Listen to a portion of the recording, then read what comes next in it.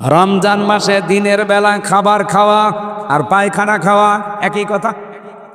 যদি সুস্থ শরীরে আপনি রোজা রাখেন, ফামাং শাহিদা মিনকুমুশ শাহরা ফালিয়াসুমহু, আল্লাহ পাক বলেন তোমাদের ভেতরে কেউ যদি রমজান পায়, আমি আল্লাহ আদেশ দিলাম সে যেন অবশ্যই রোজা রাখে।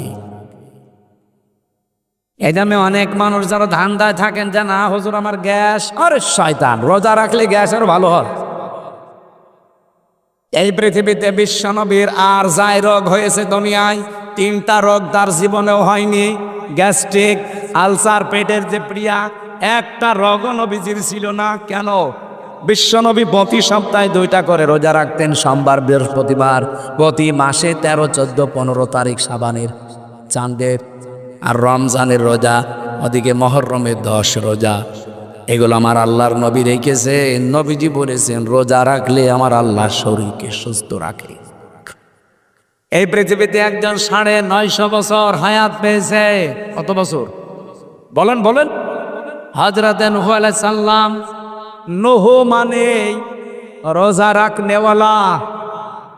তাকে জিজ্ঞাসা করেছিল ফেরেশতা যে আপনি দুনিয়াতে এই যে সুস্থ থাকলেন 950 বছর, এর রহস্য কি? তিনি বলছেন আমি সারা বছরে আল্লাহর জন্য রোজা রাখতাম, এই কারণে আল্লাহ আমাকে সুস্থ রেখেছেন। আরে ভাই, ভেতরে যা জিনিসপত্র আছে এগুলো তো মেশিন।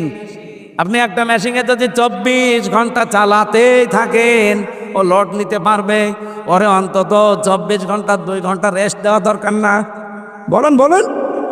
আপনার শরীরে রেস্ট দেওয়া দরকার, কারণ খাবারগুলো হজম হওয়ার জন্যে পিত্ত রস, যেটা পিত্তথলিতে যে পিত্ত রস দেখতে পান, এটা খাবার হজম হওয়ার জন্য সবচাইতে বড় কার্যকারী।